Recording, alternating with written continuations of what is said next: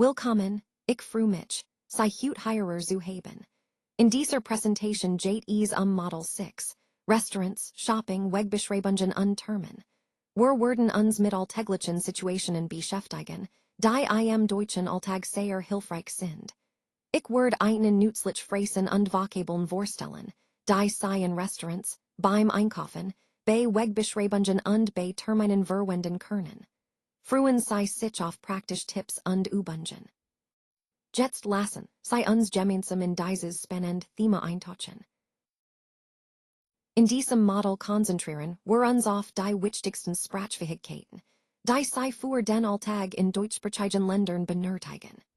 Wir decken verschiedene Situationen ab, mit denen Sie wahrscheinlich konfrontiert werden, zum Beispiel Termen vereinbaren und verwalten, sich navigieren lassen und nach dem Weg fragen, sowie einkaufen und Geldtransaktionen. Außerdem sprechen wir über das Essen gehen, Restaurantetikette und wie Sie sich in solchen Situationen höflich und selbstbewusst verständigen können. Das Ziel ist, Ihnen praktisch Fähigkeiten zu vermitteln, aber auch ein Verständnis für die Kultur zu entwickeln, damit Sie sich überall wohlfühlen können. Dieses Model ist ein wichtiger Baustein auf Ihrem Weg, sicher und kompetent in der deutschen Sprach im Alltag zu agieren. Entschuldigung, wir möchten bestellen. Hierer zeige ich Ihnen, wie man höflich die Aufmerksamkeit des Kellners bittet. Es ist wichtig, freundlich und respektvoll zu sein, wenn man eine Bestellung aufgeben möchte. Für zwei Personen bitte. Das ist ein klar und höflich Art, die Anzahl der Gäste anzugeben. So stellen Sie sicher, dass das Personal versteht, wie groß Ihre Gruppe ist. Haben Sie einen Tisch frei? Das ist die Standardfrage, nach einem freien Sitzplatz zu fragen. Es ist ein höflich Art, nach Verfügbarkeit zu erkundigen, bevor Sie sich setzen. Dies Phrasen sind die Grundlagen, in einem Restaurant auf professionell und respektvolle Weise zu kommunizieren. Sie helfen Ihnen, den Ablauf reibungslos zu gestalten und sorgen für einen angenehmen Aufenthalt. Sie sind ein wichtiger Teil der Restaurant Basics und bilden die Grundlage für ein erfolgreiches Essen im Ausland. Wenn wir im Restaurant bestellen möchten, ist es wichtig, einige grundlegende Sätze zu kennen. Zum Beispiel könnten wir sagen, ich hätte gern ein Vorspeis. Das ist ein höflich Art, ein Vorspeis zu bestellen. Wenn wir uns unsicher sind, was wir essen sollen, können wir fragen, was empfehlen Sie? Damit zeigen wir Interesse in den Empfehlungen des Kellners. Wenn wir die Speisekarte noch nicht haben, können wir höflich bitten. Kann ich bitte die Speisekarte haben? Das ist ein nette Art, Sie zu erfragen. Wichtig ist, dass wir wissen, wie wir unser Wunsch klar und höflich ausdrücken. Die Sätze sind die Grundlagen, ein angenehm Bestellung zu machen und das Essen zu genießen. Sie verbinden die Themen des Umgangs mit dem Personal und der Auswahl der Speisen, was zentral für das Restauranterlebnis ist. In diesem Abschnitt möchte ich Ihnen einige wichtige Vokabeln für Getränk und Desserts vorstellen. Wenn Sie in einem Restaurant bestellen, ist es hilfreich, dies Begriff zu kennen. Zum Beispiel, das Bier ist natürlich das Bier, das wir alle kennen. Für Kaffee oder Tee sagen wir der Kaffee oder der Tee, je nachdem, was wir trinken möchten. Wenn Sie durstig sind, ist das Wasser ein einfach und erfrischend Wahl. Und nach dem Essen, den Abend abzurunden, können Sie das Dessert bestellen, also die Nachspeise. Dies Wörter sind sehr nützlich, Ihr Getränk und Dessertbestellungen klar zu machen und sich im Restaurant zu finden. Sie sind Teil unseres Menü-Vokabulars, das Ihnen hilft, die verschiedenen Angebote besser zu verstehen und selbstbewusst auszuwählen. Dies Begriff verbinden das Thema der Speisen und Getränk mit dem Alltag und machen Ihre Kommunikation beim Essen einfacher und angenehmer.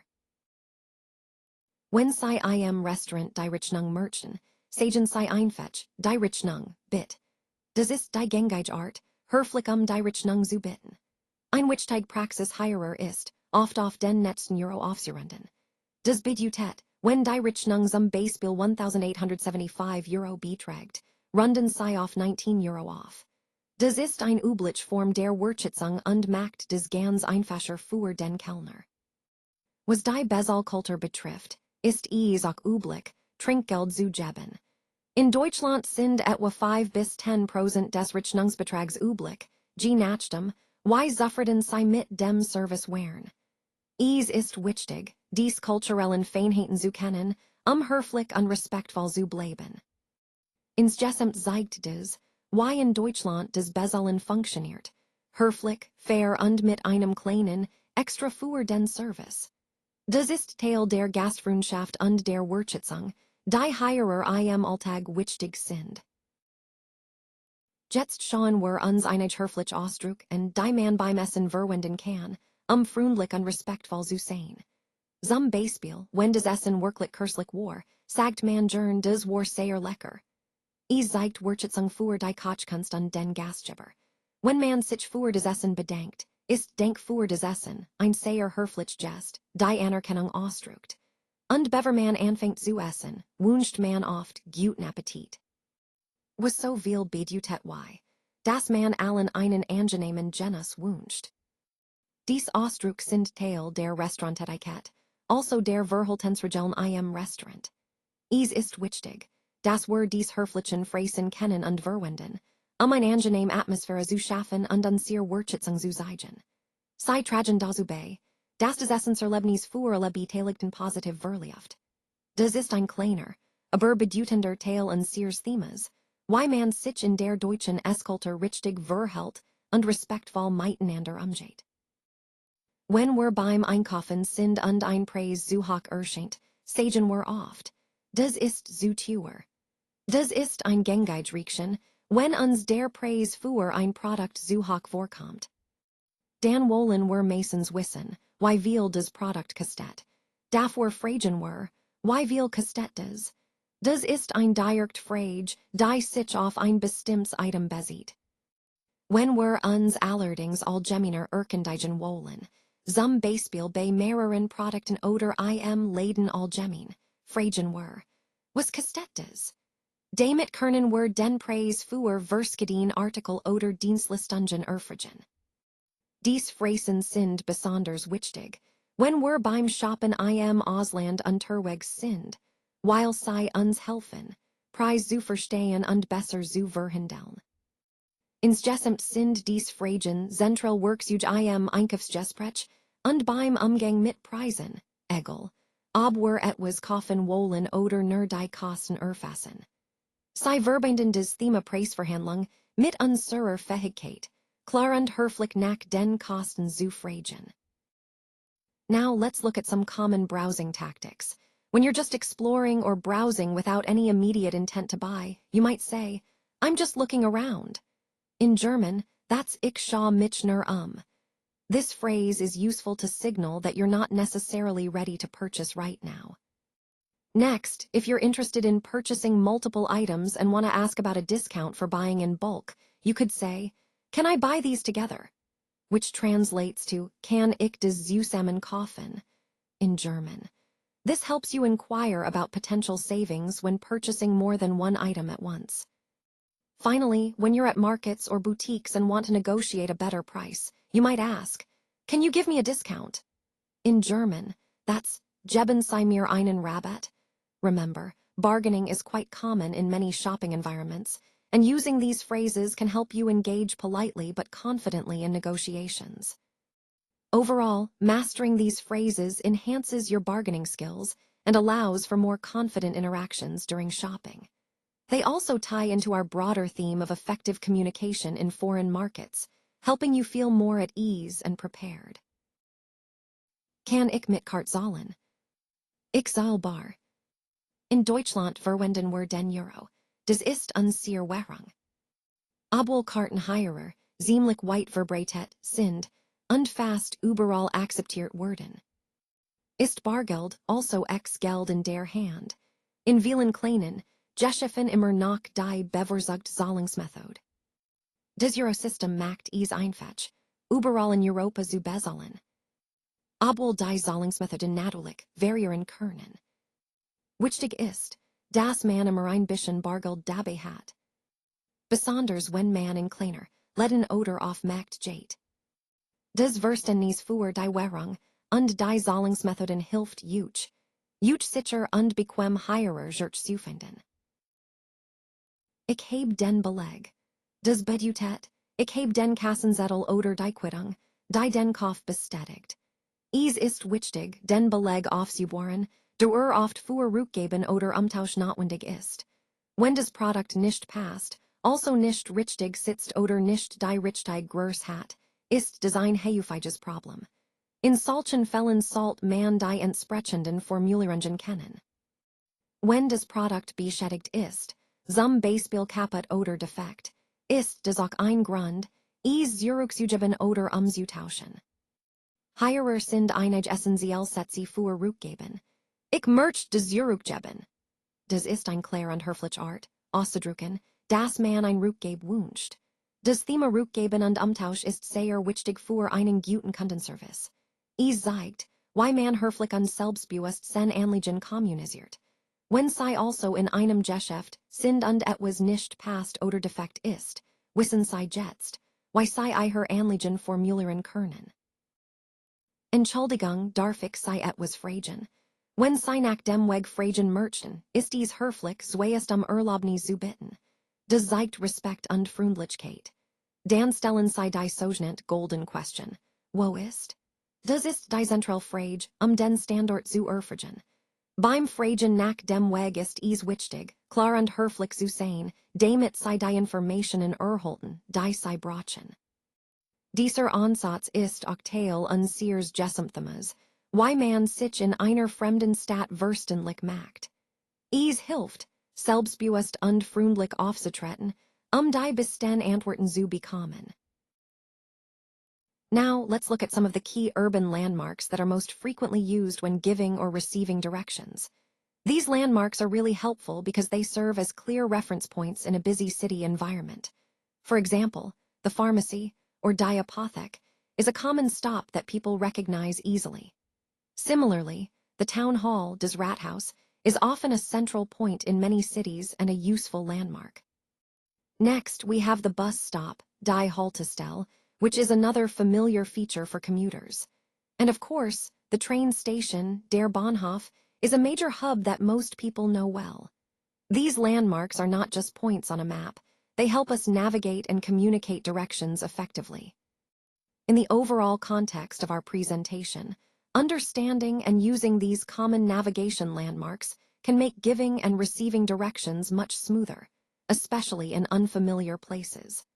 They act as shared references that help everyone stay on the same page and find their way more confidently. Jetzt schauen wir uns einige wichtige Ortsangeben an, die im Alltag sehr nützlich sein werden. Zum Beispiel, wenn jemand sagt die Eck, meint oder sei, dass etwas in der Nähe, aber nach die Eck versteckt ist. Das ist ein sehr gebrauchliche Redewendung. Wenn jemand sagt, am Ende der Straße, dann ist der Ort ganz hinten in der Straße, meistens bei der Kreuzung oder dem Ende. Das hilft den Standort genau zu beschreiben. Wir haben auch einige spezielle Ortsangeben, die beim Navigieren helfen. Links bedeutet auf der linken Seite, während rechts die rechte Seite ist. Geradeaus ist ein wichtiger Begriff, denn zeigt an, dass man in die gleiche Richtung weitergehen soll, ohne abzubiegen. Dies Begriff fallen unter die Kategorie Richtungsangaben oder Basic Movement, also grundlegend Bewegungsanweisungen, die des Reisen und Wegbeschreibungen erleichtern. Wenn ihr orientiert oder jemandem ein Wegbeschreibung gebt, benutzt ihr meistens dies Richtungsbegriff. Sie sind sehr hilfreich, klar und verständlich Anweisungen zu geben. Das ist ein wichtiger Bestandteil unseres Themas, weil es ermöglicht, präzise zu verständigen, egal ob ihr in einer Stadt unterwegs seid oder jemandem den Weg erklärt. Lass uns einen Blick auf die verschiedenen Aspekt des öffentlichen Nahverkehrs werfen, die hier auf der Folie dargestellt sind. Zunächst einmal, Why oft verhit der Bus pro stund? Das ist ein wichtig Frage, den je heufiger die Bus fahren, desto flexibler und bequemer ist es, sich in der Stadt zu bewegen. Weiter geht es mit der Frage, ob der Busfahrer hält. Das klingt einfach, ist aber entscheidend, zu wissen, ob dieser Linienabschnitt für uns relevant ist. Wenn der Busfahrer hält, können wir sicher sein, dass wir an unserer gewünschten Haltestelle aussteigen können. Dan haben wir den Punkt Busstops, also die Bushaltestellen. Es ist wichtig zu wissen, wo genau die Haltestellen sind, unsere Route gut planen zu können. Ein weiterer wichtiger Aspekt ist der Fahrplan des Zuges nach München. Wenn wir ein Reise nach München planen, sollten wir wissen, wann der nächste Zug abfährt. Das hilft uns, unsere Abfahrtzeiten besser zu koordinieren und kein Verbindungen zu verpassen. Abschließend sehen wir den Punkt Public Transportation Inquiries, also Anfragen zum öffentlichen Nahverkehr. Wenn wir uns unsicher sind oder speziell Fragen haben, gibt es hier die Möglichkeit, weiter Informationen zu erhalten. All dies Punkt helfen uns, das öffentliche Verkehrsnetz besser zu verstehen und effizient zu nutzen. Indem wir wissen, wie oft die Bus fahren, ob sie hier erhalten, wo die Haltestellen sind und wann die Züge nach München fahren, können wir unsere Reisen viel angenehmer und stressfreier gestalten. Wenn sie sich verlieren oder verloren fühlen, ist es hilfreich, die richtigen Phrasen zu kennen. Zum Beispiel können sie fragen, zeigen sie es auf der Karte. Das ist ein freundliche Art, nach dem Weg zu bitten. Oder sie sagen, ich habe mich verfahren was bedeutet, dass sie sich auf der Straße verriert haben. Wenn sie unterwegs sind und nicht weiterkommen, können sie auch einfach fragen, können sie mir helfen? Das zeigt, dass sie Unterstützung brauchen. Ein weiterer nützlicher Satz ist, ich habe mich verlaufen, falls sie sich wirklich im Gelände oder in einer unbekannten Gegend verriert haben. Das Wichtigste ist, dies Sätze zu kennen, in solchen Situationen klar kommunizieren zu können. Letztendlich verbindet all das Thema, why man sich in fremden Ländern verständigen kann, besonders wenn man verloren geht. Vielen Dank für Ihre Aufmerksamkeit. Damit sind wir am Ende unseres Themas, making appointments phone call. Ich hoffe, die wichtigsten Schritte und Formulierungen sind für Sie klar geworden. Wenn Sie einen Termin vereinbaren möchten, ist es wichtig, höflich und präzise zu sein. Zuerst stellen Sie sich vor, zum Beispiel, Guten Tag, hier spricht Anna Müller. Dann nennen Sie den Grund Ihres Anrufs und bitten einen Termin, etwa. Ich möchte einen Termin vereinbaren. Sobald der Termin feststeht, bestätigen Sie ihn freundlich, zum Beispiel. Bestätigt, vielen Dank. Abschließend wünschen Sie einen schönen Tag und verabschieden sich höflich. Auf Wiederhören. Dies klären und höflichen Ablauf sorgen für ein erfolgreich Kommunikation am Telefon. Mit freundlichen Grüßen, also yours sincerely, ist ein höflich und professionell Art, ein E-Mail oder einen Brief abzuschließen. Es zeigt Respekt und Wertschätzung gegenüber dem Empfänger. Beim Abschluss ist es wichtig, ein freundlich Note zu setzen, den positiven Eindruck zu hinterlassen. Jetzt in Bezug auf die Terminanfrage, fragen wir, ob Ihnen morgens 10 Uhr möglich wäre. Das ist ein flexibel und höflich Art, einen Termin zu erfragen, wobei wir den gewünschten Zeitpunkt konkret nennen. Der Begriff, the request, hebt hervor, dass wir etwas bitten, in diesem Fall einen Termin. Hierbei handelt es sich ein Terminanfrage für den 15. Juni. Das Datum ist klar angegeben, Missverständnis zu vermeiden. Die Betreffzeile der E-Mail lautet, E-Mail Appointment Requests. Das hilft dem Empfänger, den Inhalt sofort zu erkennen und die E-Mail entsprechend priorisiert zu behandeln. Insgesamt ist es wichtig, bei solchen Anfragen stets höflich, präzise und professionell zu bleiben. Das stärkt die Kommunikation und sorgt für ein positive Reaktion. Heute sprechen wir über Zeit und Datumsangeben im Deutschen. Auf diesem Slide sehen wir, dass der Termin ist in 2 Wochen bedeutet, dass ein Ereignis in 2 Wochen stattfindet. Das ist ein wichtig Ausdrucksweise, zukünftig Termin zu planen. Dan haben wir die English Übersetzung in 2 weeks und die Deutsche Version in 2 Wochen. Es ist hilfreich, dies Phrasen zu kennen, auf Englisch und Deutsch Termen zu vereinbaren. Weiter geht es mit einer konkreten Beispielplanung. Wir treffen uns am Montag. Das heißt, unser Treffen ist an einem bestimmten Tag in der Woche, in diesem Fall Montag. Die English Übersetzung ist on Monday, die Deutsche Version am Montag. Schließlich gibt es noch die Angabe der Uhrzeit. Ich komme 10 Uhr. Das bedeutet, ich werde 10 Uhr erscheinen. Die English Version lautet, at 10 o'clock, und auf Deutsch sagen wir 10 Uhr.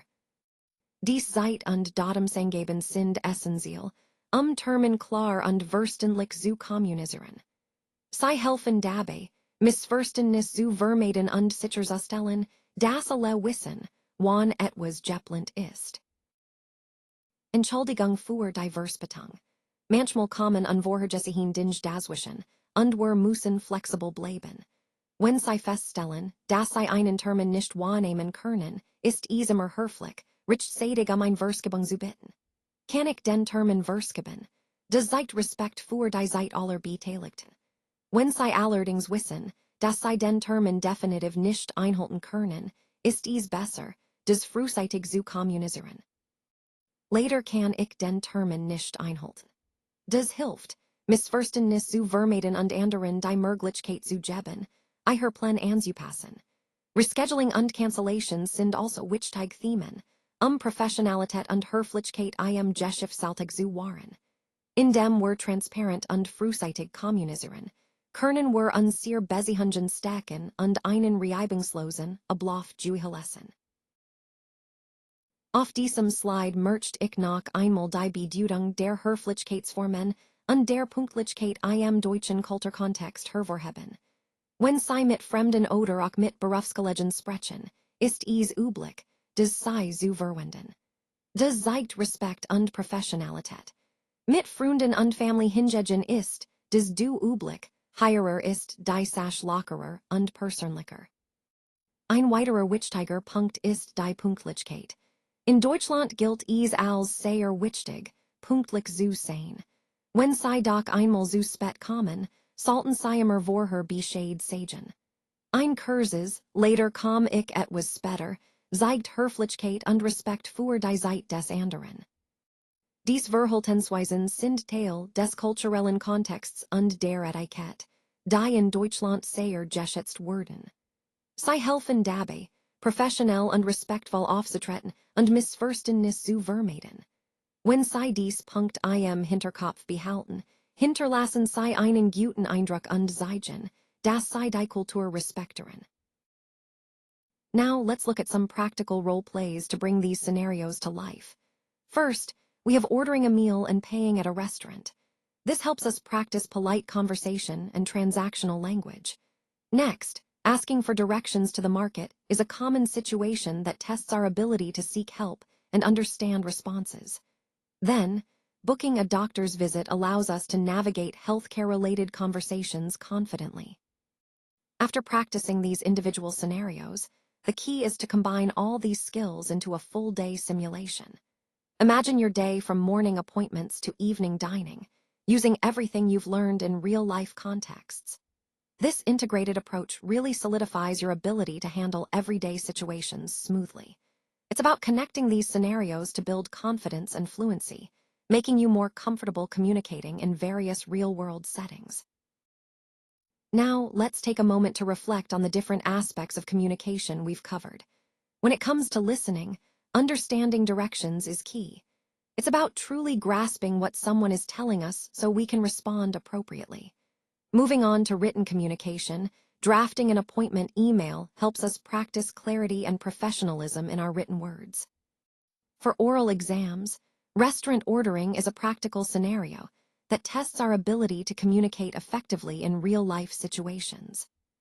It's important to evaluate your progress in these practical communication skills.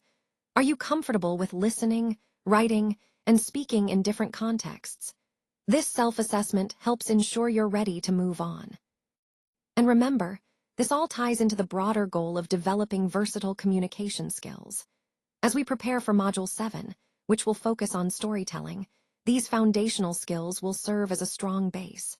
Being able to listen, write, and speak clearly will enhance your storytelling abilities, making your narratives more engaging and effective.